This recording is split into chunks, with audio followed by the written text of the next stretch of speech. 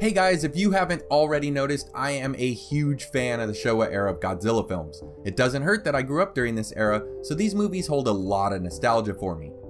As a Godzilla fan, even if you grew up during the Heisei or the Millennium era, there are still plenty of good reasons of why you need to watch the first era of the Big G.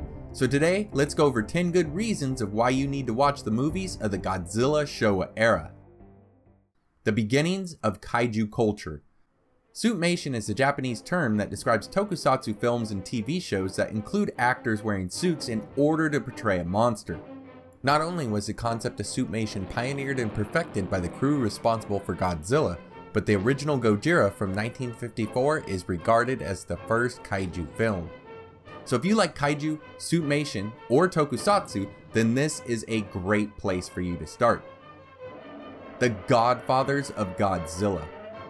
Part of the reason Godzilla's lasted for over 60 years is due to the solid beginning of the franchise.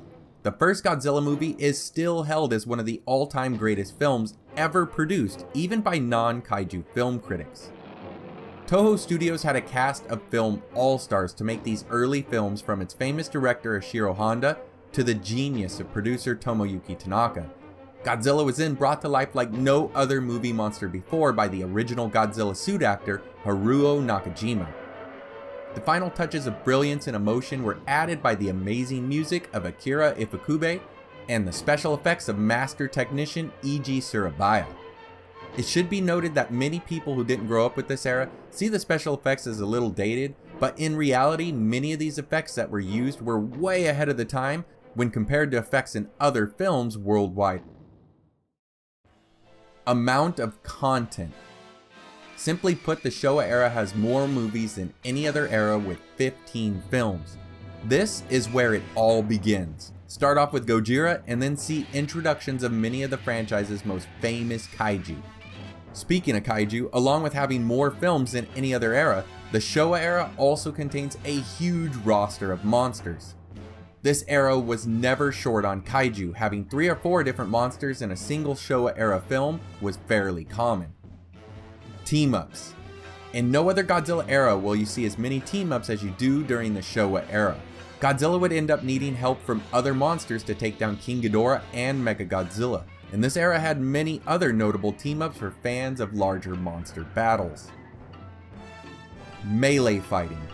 The Showa era is really the only era that concentrated on kaiju melee fighting. From the Heisei era on, the producers and directors felt that melee fighting made the monsters look too human-like, so the later movies contain much more range fighting than melee fighting. If you want to see throws, slams, and takedowns, look no further than the Showa era. Variety. Although many people think that the Showa era is a silly comedic era, it actually had a nice mix of different tones. There are movies with a more serious tone, sci-fi driven space stories, the acid trip standout of Godzilla vs. Hedorah, and then of course some more human-like Godzilla films that the era is known for. King Kong. This would be the only time when Toho actually had the rights to include King Kong into the Godzilla universe. We finally got to see King Kong face off with Godzilla, and then we see him again in King Kong Escapes. This fight was perhaps the most anticipated fight of all time on the big screen, and would spawn the next big crossover fight pitting Godzilla against Mothra. Although many people laugh when they look at that Kong suit, King Kong vs. Godzilla had the highest box office figures in this era. Fun. This Godzilla is just fun to watch. If you can give in to a more childish human-like Godzilla, you can really have a good time with these movies. I know many fans see this as the main drawback to this era, and I'll agree a little bit. If you didn't grow up with the Showa era, then it can be a little cheesy. But I think if you just embrace the nature of some of the more laid-back Godzilla films, you'll find that they're really enjoyable. Not to mention, I believe this human-like Godzilla nature may be what saved the whole franchise in the long run. It may have run out its welcome towards the end of the era, but it left long-standing memories in not just Godzilla fans, but much more importantly, it left memories in non-Godzilla fans that may have ignored the more serious Godzilla films. This more laid-back G would blend into pop culture, landing into commercials, TV, art, and just about everywhere else, making Godzilla into an icon that would stand the test of time. Godzilla, the Defender of Earth. One of the better side effects of a more child-friendly Godzilla was a Godzilla that protected the planet from other kaiju and or alien attacks.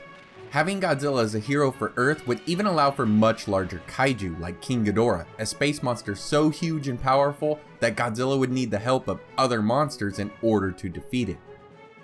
So what are your thoughts of the Godzilla Showa era? Are all the Showa fans older guys like myself, or do any of you that grew up in the later Godzilla generation still enjoy this era? What do you love or hate about the Showa era? I'd love to hear your thoughts down in the comments.